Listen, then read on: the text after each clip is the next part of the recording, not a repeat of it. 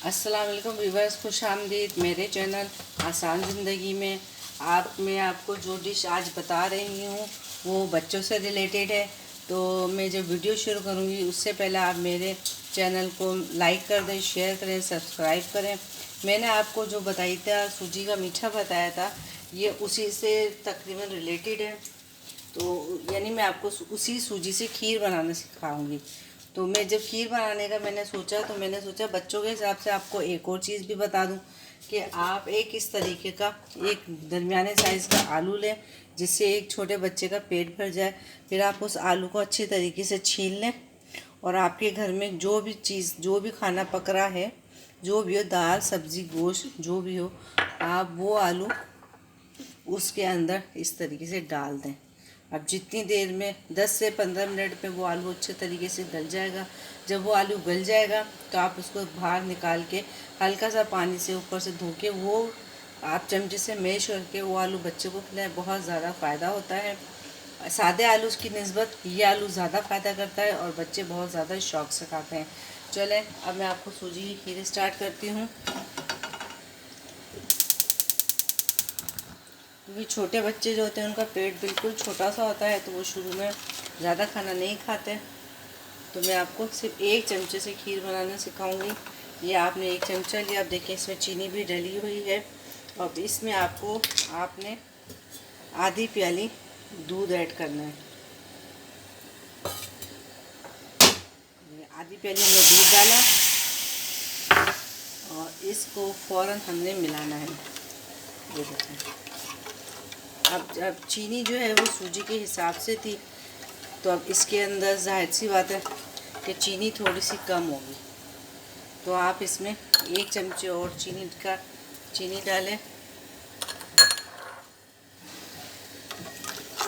और इसको इस तरह चमचा चलाते जाएं। ये जो सूजी है, सूजी की खीर जो है बच्चे बहुत ज़्यादा शौक़ से खाते हैं और फ़ायदे वाली भी बहुत है। और ये सूजी खीर जो है ना, वो औरतें जो बच्चों को फीड करवाती हैं वो भी खाएं, तो इससे ये होता है कि दूध में इजाफा होता है और बहुत ज़्यादा ताकत पहुंचाती है। अब ये कि अगर लेडीज़ खाएं तो वो कम से कम 4 चमचे सूजी लें और 1 गिलास दूध में इसको बनाएं और साथ में पिस्ते बादाम कुटे हुए डालें। तो ये सूजी की खीर बहुत ज़्यादा ताकत वाली होती है। और आप कोशिश करें अपने बच्चों को घर की बनी हुई चीज़ें खिलाएं, डिब्बों की चीज़ें नहीं खिलाएं, क्योंकि वो उल्टा बच्चों को नुकसान ही करती हैं। बस लेडीज़ अपनी आसानी सोचती हैं औरतें कि फटाफट बाहर से खाना लाया, डिब्बा खोला, बनाया, पानी डाला, दूध डाला और अपने बच्चों को खिला दिया। बच्चों की जान पे रहम करें और कोशिश करें, थोड़ी सी मेहनत करें और बच्चों को अपने घर की ताज़ा चीज़ें बना के खिलाएं। ये आप इस तरह से सूजी को भून के अच्छी तरीके से रख देंगे 10-15 दिन तक, ये बिल्कुल भी सूजी ख़राब नहीं होती। फटाफट सूजी डाली फ्राई पैन में, सॉस पैन में दूध डाला और 5 मिनट में खीर तैयार हो जाती है। थोड़ा सा ठंडा करें और अपने बच्चों को खिलाएं।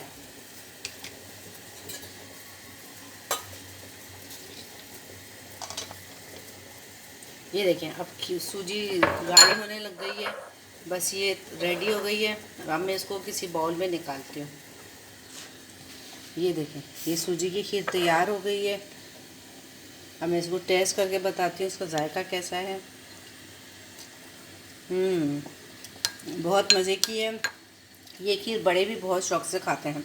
आपके घर में अगर कोई मेहमान आ जाए तो आप फ़ौरन ये खीर भी बना के रखें तो बहुत शौक़ से खाएंगे। अब देखें, हम इस आलू को देखते हैं, आलू की क्या कंडीशन है।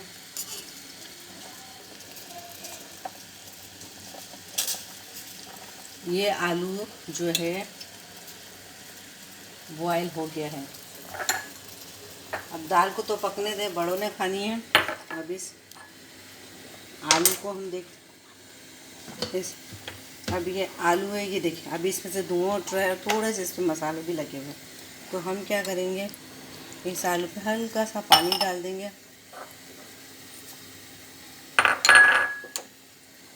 और ये हमने अच्छा